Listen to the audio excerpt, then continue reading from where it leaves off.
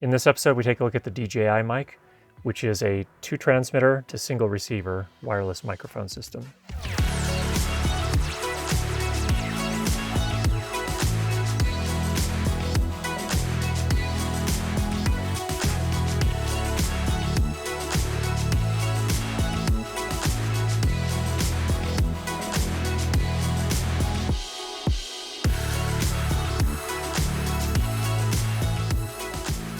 This entire episode is recorded with the DJI Mic. It's right here.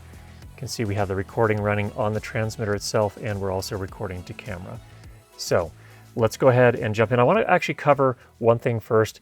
This is not a brand new product. It's been out, I don't know, somewhere between 6 and 9 months, I think, at this point. I think the biggest question a lot of people want to know is, how does this compare to the Rode Wireless Go 2? I will say this, there's not a clear winner in my mind. The DJI Mic has some really nice features, but it is noisier. It has a more prominent noise floor than the Rode Wireless Go 2. So that's the major difference I see between the two. We'll cover what those features are here. In terms of wireless distance, they're about the same. They're 2.4 gigahertz consumer wireless microphone systems. If you're facing the camera, you can get a pretty good distance away. I think in the case of the DJI, 75 meters was reliable outdoors. Inside my house, we never had a dropout, and we have 2 floors in our home. So I think it's a tough call. If clean audio is your number one concern, I would go Rode Wireless Go. If some of the features we talk about here are more important to you, then the DJI may be a better choice. So let's jump in. First of all, some audio samples. It was easier to know it than to explain why I know it. If you were asked to prove that 2 and 2 made 4, you might find some difficulty, and yet you were quite sure of the fact. It was easier to know it than to explain why I know it.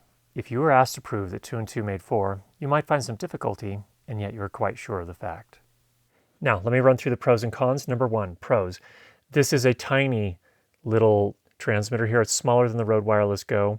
There are 2 of them. On each of these transmitters, you can also record to the transmitter. So if you do drop the wireless signal, you have a backup recording on the transmitter, which is awesome. Just connect this via USB to your computer, download the files, sync them up to your video, and you're good to go. Really, really nice feature. Also, the receiver is substantially smaller than the Rode Wireless Go. It's smaller than the Rode Wireless Go, not a ton, but definitely smaller. And the screen is different. I also like that there is a touch screen interface to change all the settings. So you don't have to connect to an app to change all the settings like on the Rode Wireless Go 2. So that's a nice feature as well. Now, touchscreen, if your hands get wet or maybe a little sweaty, they're a little bit difficult to operate, but as long as that's not an issue, you're good to go. It is an OLED screen, so you can generally make it out in direct sunlight. You may need to put your hand over it to hood, or like a hood to block the sun in some circumstances, but overall, I found it worked really well. Both transmitters have a 3.5 millimeter input jack, so you can use third-party lavalier microphones or other microphones. We're not going to test that extensively here. If there's a massive interest in that, maybe we can come back and do that on another video, but it does have that option, which is really nice. Another advantage over the Rode Wireless Go, this has an input setting or gain setting for the transmitter and an output gain setting on the receiver. It's nice to have both of those, and it's nice for a couple of reasons. Number 1, so cameras like this, we're actually filming on a Panasonic GH5 tonight, an old camera. But the interesting thing about those Panasonic cameras is that the lowest setting on the input, the microphone input, is actually still pretty hot. Its lowest setting is minus 12 dB. And so it's nice to have enough room on the receiver to reduce the output gain of the receiver so that we're not clipping the camera audio. And at the same time, I can tune the input level on the transmitter. So overall, I think it's a better implementation on the DJI Mic than on the Rode Wireless Go 2. If you don't have a headphone jack on your camera, not a problem. The receiver has a headphone jack with volume control. How long do the batteries last? For a single charge, we were able to run the transmitter and both receivers for 6 hours and 11 minutes before we ran out of battery and needed to recharge. And then we dropped that back in the recharging case, which actually is really nice. And that was able to charge it back up in a little bit over an hour and get us another full charge. So overall, if you had to put, if you went out for an entire day with no access to power to recharge, you could probably get somewhere around 13, 14 hours, somewhere like that. They say 15. I think it was a little bit less in our particular case. So just so you're aware, but that should get you through a day. If you're filming for longer than that in a day, you need to join a union. The case is great in terms of its fit and finish, really feels solid, and again has that inbuilt battery so that when you are out in the field after you run out after about 5 to 6 hours, pop everything back in. Within an hour, you're back up to full charge and ready to go. Build quality is pretty much 100% plastic, but it feels pretty good. And there are not only clips on the transmitters, but also really strong magnets. So for example, on this shirt, I didn't have a pocket to clip it to. A lot of people will clip up here on their collar. That doesn't generally sound as good. It's kind of in the sound shadow under your chin. So being able to move it down here with the magnet, you just put the magnet behind your shirt and it just grabs right onto the clip on the back. It is, I think, a much nicer setup than like on the Rode Wireless Go 2 where you have that clip. Also, the clips on the Rode Wireless Go 2, I actually broke the clip on my receiver when I was trying to remove it from a camera shoe at one point after a filming session. This one also, the shoe is a little bit delicate. It's held up okay so far. It feels like it's maybe a little bit stronger than those on the Wireless Go 2, but just be really careful with that if you are going to put it in the shoe mount on your camera. The internal recording on the transmitters are 24-bit, 48 kilohertz. Also, we're using the inbuilt microphone for this entire recording here, and they sound okay, about the same as the Rode Wireless Go in my assessment. Not amazing, but not horrible. And certainly better than your camera's microphone that's 3 meters away. So there's still a massive, massive audio quality advantage by having this right on the person that you're recording. And you can always EQ it in post too to make it sound better. We've got a video, you can see it up here, about EQing to really sweeten the sound. There is haptic feedback on the transmitter so that when you start a recording or when you power it on or power it off or stop a recording, you get a little buzzy kind of haptic feedback thing. That's really useful. So in case you accidentally turn it off or stop a recording, you'll know, and at least you can do hopefully a retake, but that's a nice feature as well. How far can it transmit? DJI says 250 meters. I say not in my tests. This is 11, 12, 13, 14, 15, 16, 17, 18, 19, 20, 21, 22, 23, 24, 25. Okay. And now we're turning back around. Those are approximately a meter. I'm quite tall, and each stride is about a meter, so this is an approximation. But this is what it's like when we're in direct line of sight. So we're each wearing the transmitters on the front here, facing now. Let's go ahead and turn around and count out 25 more. So we'll go to 50.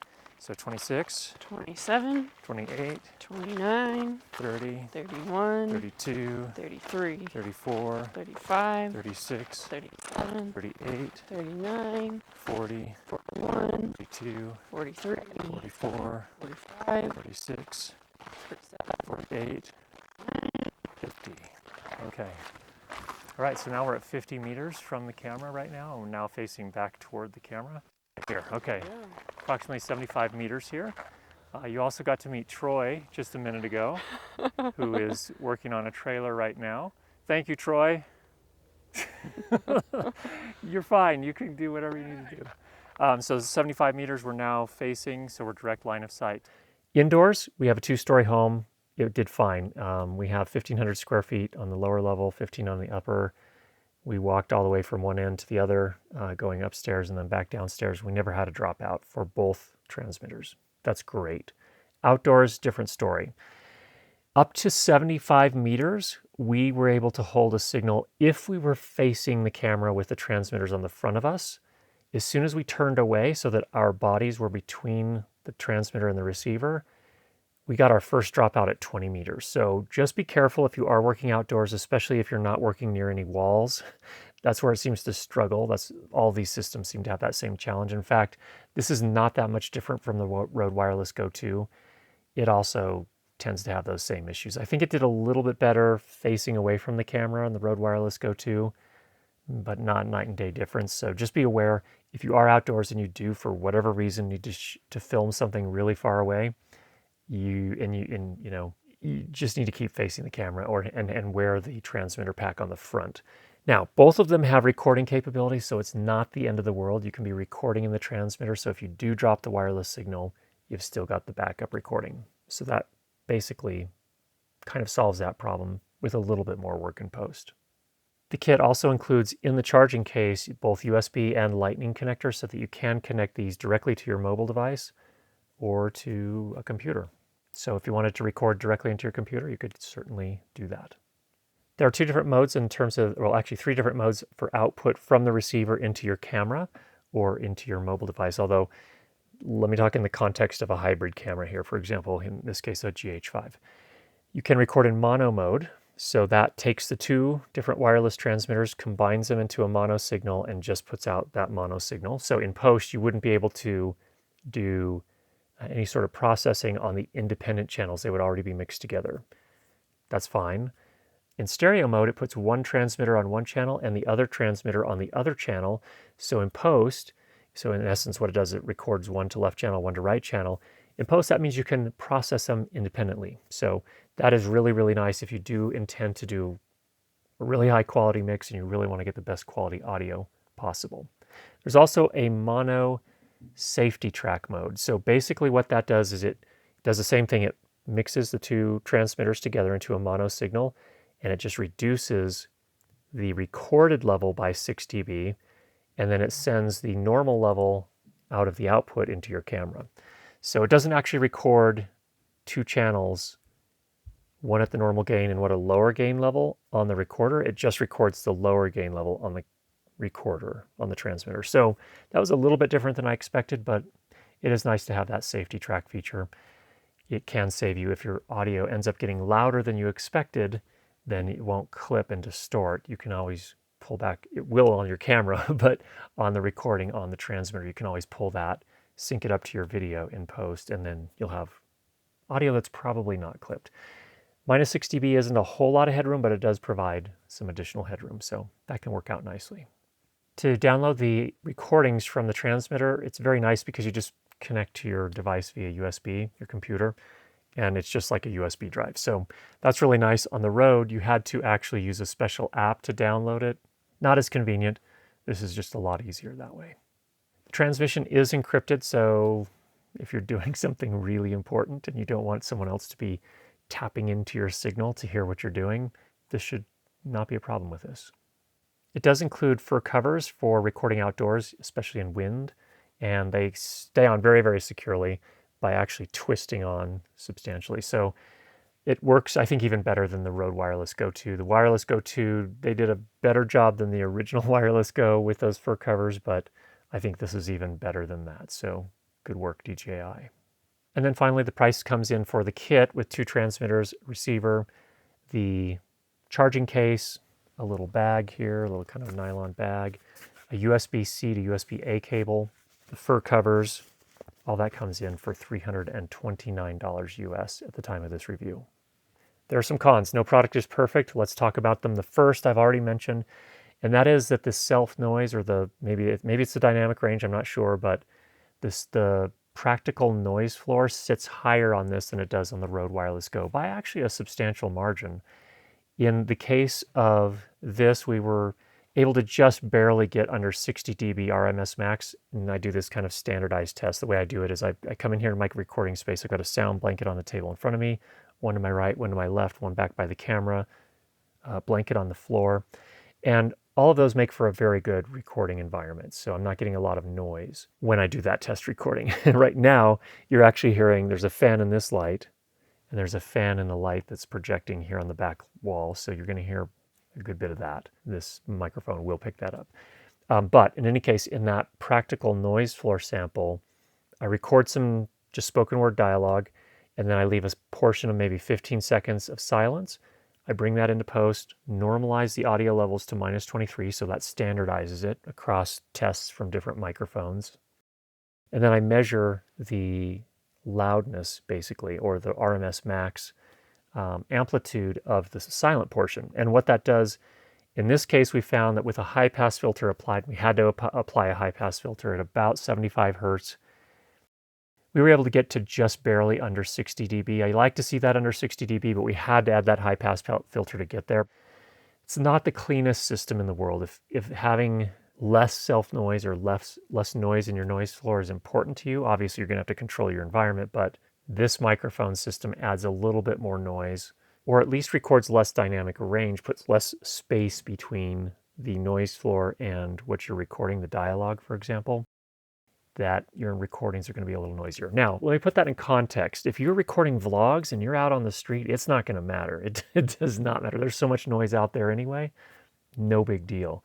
However, if you are a real stickler and you want as clean a recording as you can possibly get, I'm going to say DJI is probably not it. And also, one more piece of context that I didn't say earlier. I bought these with my own money. I am not being paid by anybody to make this review, so I'm just telling you like I'm experiencing it.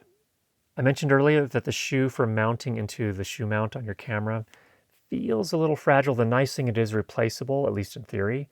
So just be careful with it. That could cause you a problem at some point in the future. You can dim, but you cannot turn off these LED lights on the transmitter. I think that's distracting. Also that it says DJI. You can conceal it if you have a button-down shirt by putting it under the button placket here, but it'd be nice to be able to turn those LEDs off, and I would prefer if it weren't branded. Just some feedback for DJI.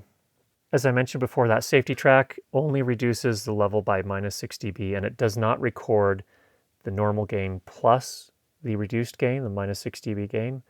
It only records the -6 dB gain. A little bit of a weird implementation. I don't know why they did that. A little bit of a con potentially.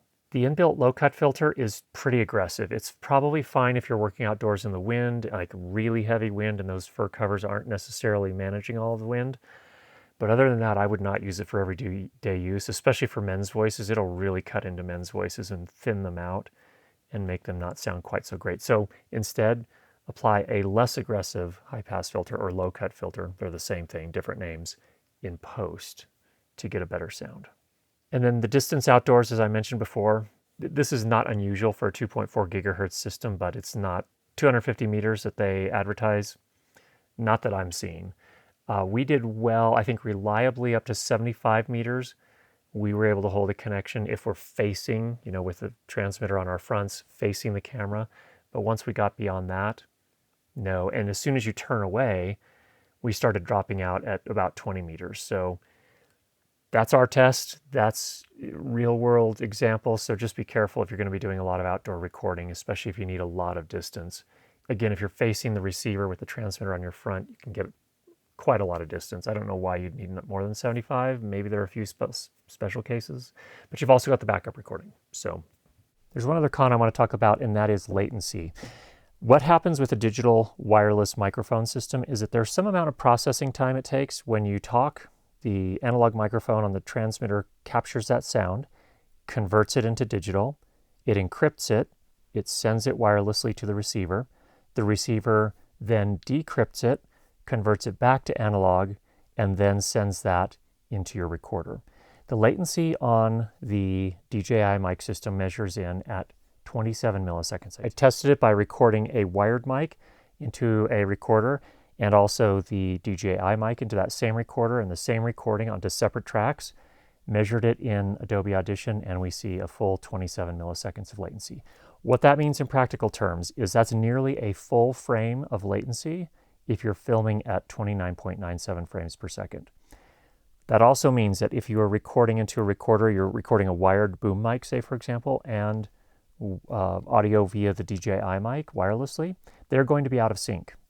And so you're either going to need to work with a recorder, hopefully, that can apply a delay to the wired mic and get them back in sync, or in post, you're going to have to sync those up.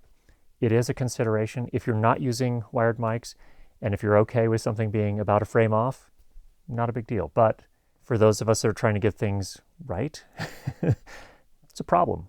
To put that into context, the Rode Wireless Go has 5 milliseconds of latency. The DJI mic, 27 milliseconds. That's a substantial difference.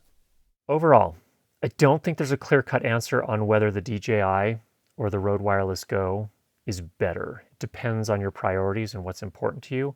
If the cleanest recording possible is important to you, I'd go with the Rode Wireless Go. But there are a lot of really nice, convenient features I like about the DJI. The transmitters and receiver are a little bit smaller. It comes with a charging case, which is really nice. It's easier to get the files off of the transmitters when you are done and you want to download those files. You don't have to use a special app. That's nice. They both sound about the same, which is okay with the inbuilt mic. They both have 3.5 millimeter inputs. So I think in the end, what it comes down to, if you want the cleaner audio, go with the Rode Wireless Go 2. If these other features are important to you, then I would go with the DJI. Hope that was helpful. If you have any questions, go ahead and leave those down below. And if you have not already subscribed, make sure you do that. And we'll be sure to get you more great videos on how to improve your lighting and sound for video. Talk to you soon.